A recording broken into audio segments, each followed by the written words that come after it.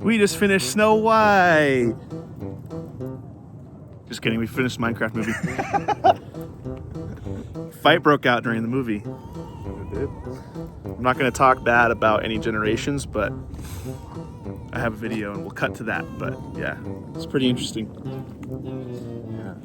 No kidding. Minecraft movie fight. Yeah. Not even opening weekend. Yeah. Hey, Tyler, do your best Jack Black impression right now. Hooray!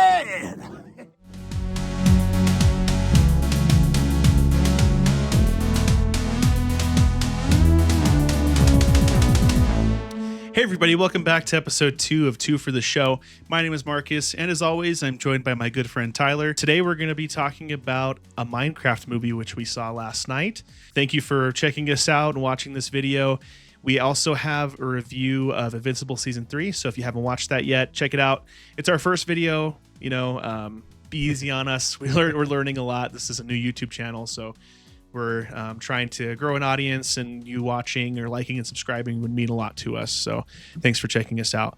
But jumping right into it, I want to talk about Minecraft, but honestly, like the drama in the theater kind of overshadowed the movie a little bit. The clip at the beginning of this video mentions it, but yeah, a fight broke out during the movie. During like the big climactic battle scene at the end too, so we ended up missing quite a bit of that. So yeah, I feel like I don't really even know like what happened in the climax. We barely caught like the last part of it, so that was kind of a bummer. But for people who aren't old like us, I guess we're old. I felt very old in that theater. I did too. I feel like I remember a time when Jack Black didn't look like he belonged in a Cheech and Chong movie. That's an old reference. Updating us, Marcus. I know. But apparently that's like a meme that's been going around with this movie is the chicken jockey. I looked it up, and apparently it's like one of those stupid viral trends where, Gen Z and younger get into the movie and overreact for that part or whatever. So that's what happened basically is there was like, and we should have known, there was like a bunch of young guys, couldn't have been any older than high school age in our movie. What would you say? Probably like a group of 30 of them or something or more? Yeah, that sounds about right. They would clap and like cheer at these random parts and, try to be funny or whatever. But, when the chicken jockey scene came up, they all went crazy. And like some of them had those party horns that you do on New Year's Eve. So they were blowing those, and like some of them had poppers or fireworks or something. It was so weird. And they shot them off during that scene, and they were getting out of their seats and clapping and then throwing their popcorn. And basically when they threw the popcorn, I think it hit people in front of them, and they were kind of like going back and forth fighting about it.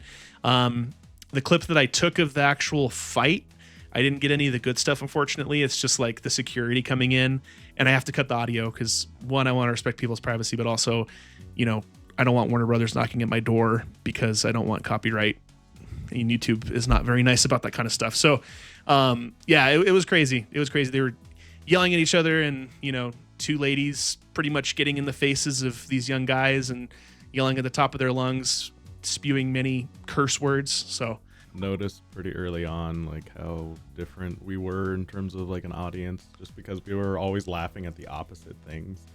Like they were laughing at one joke, and then we would laugh at the other joke. I thought that was pretty funny. And I didn't even laugh know, at the funny stuff. I didn't even know he said chicken jockey. I thought he said chicken nugget. I thought it was a Tobuscus reference. Yeah, chicken jockey. Yeah, Jack Black, chicken jockey. Yeah, so Tobuscus is another dating reference there, but yeah, old school YouTube. If you can hear my voice right now, just know that if you go to a movie theater to participate in a meme and ruin people's experiences during a movie, that's not cool, and it's not funny. There were kids in that theater, and I saw a mom with her son, and she got scared, because this is Albuquerque. You don't know. People have weapons here. Like, who knows where that could have went. If I had my daughter with me, I would have done the same thing and probably left the theater. They're ruining the movie theater experience for the rest of us, those that still respect that, I guess. But yeah, I mean, if you just want to dive into the movie, I'm curious to get your like initial thoughts because I could tell that this was not your jam. Yeah, honestly, after even just the intro, like if I was not in the theater, I probably would have turned it off. I don't know, this movie just didn't sit right with me, I guess. It definitely am not the target audience. I don't even really like Minecraft the game, which is kind of funny just because like me and Marcus here used to play it a long time ago, and I like to host the server and cheat for everybody and give everybody what they needed, and then I would literally fall asleep, and then they would listen to me snore while we played. So yeah, so I'm not the hugest fan of Minecraft in general, and like I knew enough to like know like the references, like the Herobrine. I felt like they were like had like a checklist with this movie. It's like Jack Black has to sing a song. Why not 3 songs? And like I didn't really like I like the main kids, Henry and Natalie. I thought they were good. But like every other character was just so over the top, including Jack Black, which I mean it's Jack Black and we love Jack Black, but it was a lot.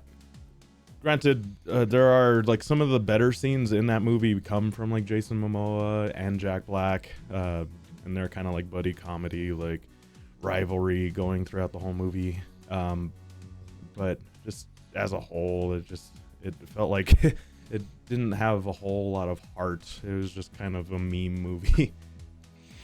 For sure. Yeah, it was very paint by numbers. It was like, we're going to just have this list of references so that way, you know, everybody can be like, oh, an Enderman, oh, diamond armor, oh, this or that, you know, and they had a list and they're like, let's just put little plot points in between them so we can hit all these checks, right?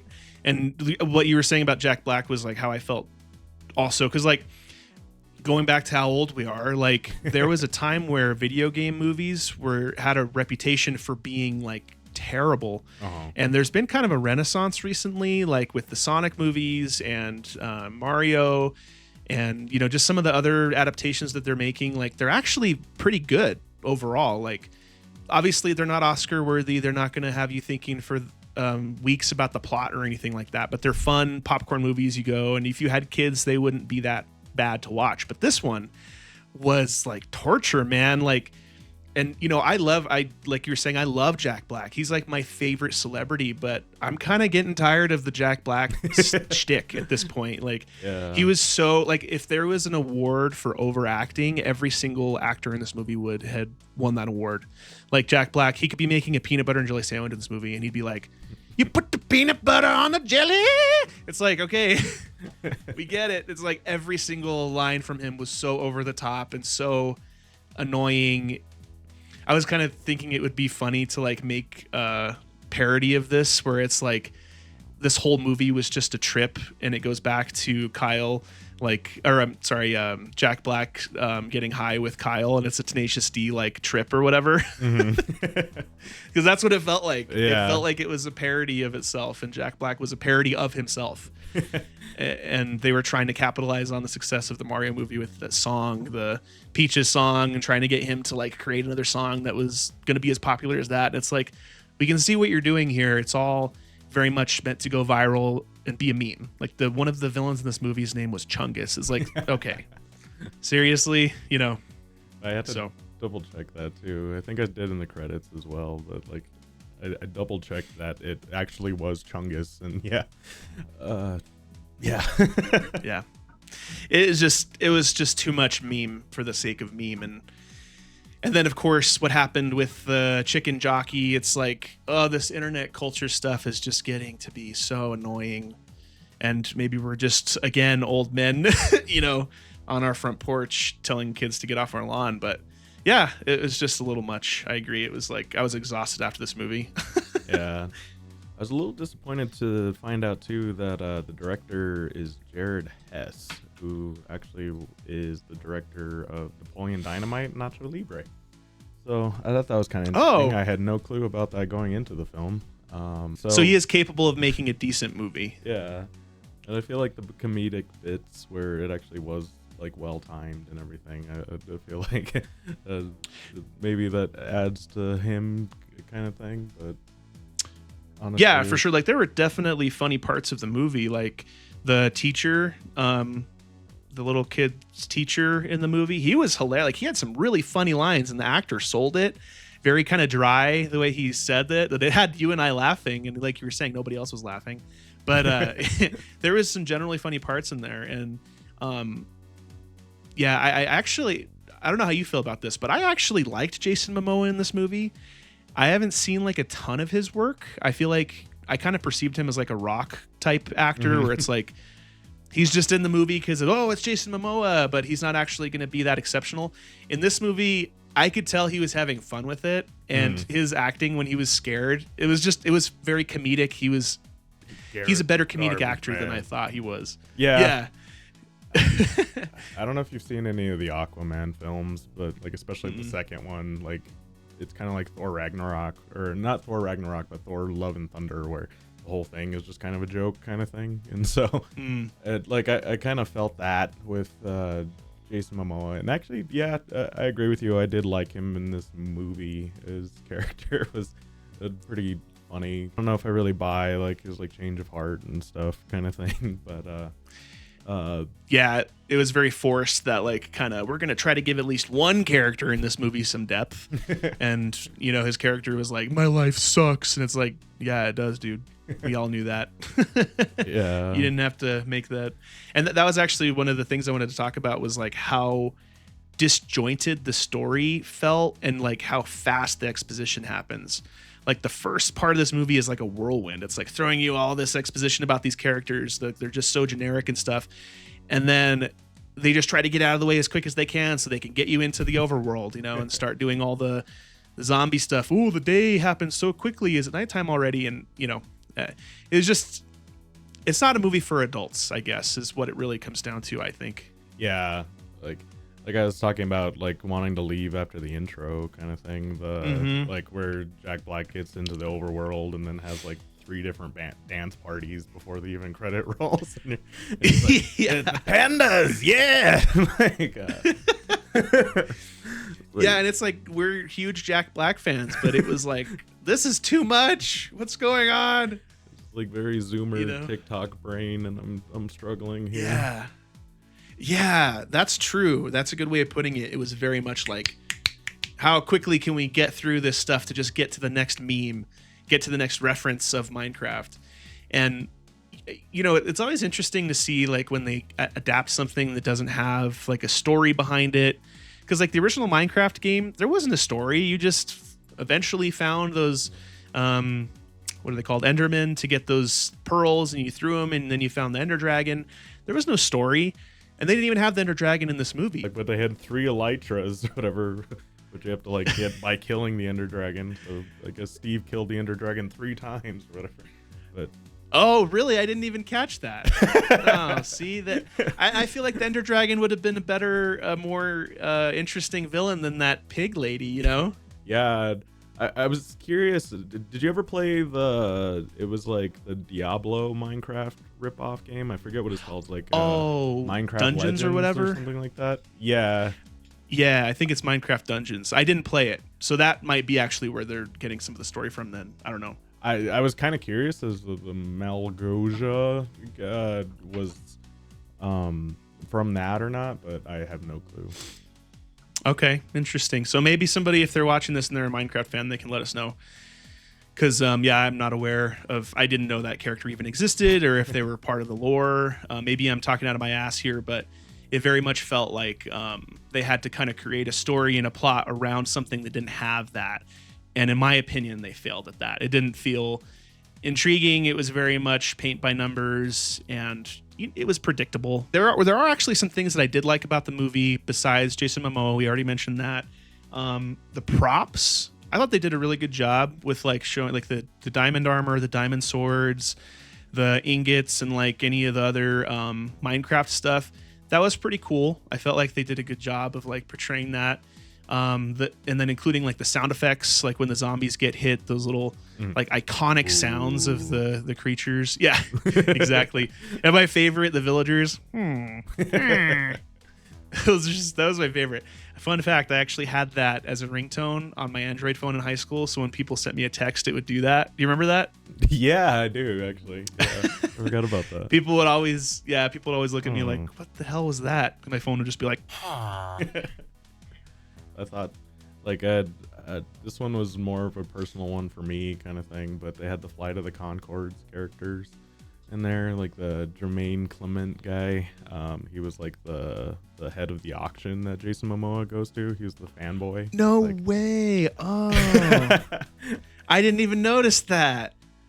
and actually the other I was looking, I didn't see him in the movie, but Brett McKenzie, who's the other half of Flight of the Conchords, was in there somewhere. I just didn't see him, kind of thing. Another Interesting. thing, like Maybe he was the voice of Chungus. no, General Chungus is actually the director, Gerald Hess. Jared Hess. Okay, Not Gerald. that actually made me laugh. That made me laugh. Like General Chungus, he's like, "Hi." Yeah, he comes out with a big old scream. He's like, "Hi, are we going to kill again? That sounds great." I was trying to recognize who voiced the main villain, the girl, the lady pig, because her voice sounded so familiar, but I couldn't figure it out. Her name is Rachel House, but she was in Thor Ragnarok as Jared Goldblum, Jeff Goldblum's assistant, kind of like his muscle. I really recognized her voice too, and she's in Moana. She was Grandma Tala in Moana. Okay. But I don't really recognize anything else. Oh, she was in Godzilla Kong New Empire as well. Okay. So she's done some work. That explains why, because I've seen all those movies that you're mentioning, so that explains why I recognize her voice. The choreography also, like the one part of the movie that kind of had me having a big dumb smile on my face was the part where Jack Black meets up with them as Steve, and he's like fighting all the zombies. Oh. That was pretty cool, like Jack Black is getting to the point where he's getting old, man. Like, and he's getting chubby, or he's always been chubby, but he's really starting to show it now. And like seeing him kick the zombies' asses, it was kind of funny, and it was cool. It was really done well, along with some other action scenes. They were shot well, and they looked cool. That was one funny thing too, I thought, as Jason Momoa's character like continually got his ass kicked throughout the entire movie. I always like, especially going back with like the Vin Diesel and The Rock, like contract disputes kind of thing. Like I always love seeing the tough guys like who don't mind getting their asses kicked for comedy kind of thing. Yeah. And like where there's Vin Diesel and like The Rock, and they're like, oh, I can get hit once in the face in production and it can't hurt kind of thing. And then there's like dudes like Jason Momoa or like John Cena or like Dave Bautista who like will get their asses kicked all day if it fits the movie kind of thing, and they don't care. Yeah, it always makes them seem very down to earth when they can commit to like a comedic role and really kill it like Jason Momoa did in this movie. I thought if it wasn't for him, this movie would have been a total drag, really. Which is crazy to say with Jack Black as the lead, but man, it was just too over the top for me. Him and Jason Momoa overacting made it seem like the other cast was boring because they were just acting. Yeah. And they were kind of nobodies. Like, oh man, I'm not going to remember their names, of course. I couldn't even begin to tell you what their names are because they're so just generic, there to just be there type characters that, the two leads were so distracting with how much overacting was being done that, they just kind of fell on the wayside. And of course, this movie's going to make $1 billion, and because it's the only movie out right now and it has such a big IP behind it, all of the Gen Z and younger are going to want to go see it and participate in this stupid meme that ruined our movie last night. And it's going to give the wrong message to the studios, where they're going to think they can just get a popular IP and, spit out a movie with popular lead. And it's just frustrating, for somebody who wants Hollywood and movies to get better again. It doesn't feel like that's going to happen because we're rewarding them for the wrong things. As I'm saying, we bought tickets to see this movie, but we're making a review on YouTube, so I wouldn't have seen it any other or otherwise, you know. Yeah, same. They had an opening weekend of $162 million, and so they made their budget back. I guess so far they've grossed $351 million. Wow. Okay. I mean, it's not the most amazing opening, and that was kind of one thing that we ran into is that there wasn't a whole lot of showings like the first week either, right? There wasn't a lot of showings, and the showings were full. Like, are the biggest theater in our city here. I wanted to see it last weekend to kind of put this video out, you know, kind of when it was fresh in everybody's minds. But yeah, a lot of the showings were sold out, and there wasn't very many of them. It was like one per hour. Excuse me. And I don't know if that's because of theaters kind of scaling back, or I don't know. It's interesting how things are changing with the theater culture right now. 300 and some million is better than Snow White. Like by a long shot. I think that Snow White failed for a lot of reasons, so we don't have to get into that. But this movie, I feel like, wasn't selling the message that Hollywood's been trying to push for the past like 5 years or so. That's probably the reason why it's going to do better and has done better. Plus the IP behind it, it's going to do well internationally. So, yeah, we're probably going to get a Minecraft 2. And guess what? Tyler and I won't be there for that one. Yeah, we will. don't you lie to them. Hey, if this video takes off, if this video takes off, I'll go see Snow White too. So, but yeah, do you have anything else? Like we ripped on this movie a lot, but is there anything that you kind of saw that you might have liked at all? Like the whole like subplot with the villager going into the real world and ending up with Jennifer Coolidge. Like that was so great. And like me and you were laughing the entire time, but like it was like dead in the theater. Yep. Because we're old enough to like know who she is, or like at least recognize her voice, and like, yeah, like she. That's a good point. I forgot about her. She's probably my favorite part of the movie. She was hilarious. For being in that movie and like being kind of the token character to maybe get the win of some of the adults over, she was funny and she did a good job for sure. But the villagers, man, they were terrifying. Like, some of the CGI characters were bad, but they were like particularly bad. It's kind of like the early, like the uncanny valley of the early Sonic. Where like, like they're walking such a thin line with those movies that they like know they can't change them too much, because if they do, people will complain. But making those villagers look realistic was also just maybe not the right choice, because yeah, they were just freaky looking. They were the like only ones that looked that realistic too, because the pigmen kind of did, but not really. Like I felt like it was the more safe side of that uncanny valley, but the villagers were just. But I did think it leaned into the comedy for it too, especially when it's put right across from Jennifer Coolidge. Like, oh, you've got a big head. Like, you're so good at listening.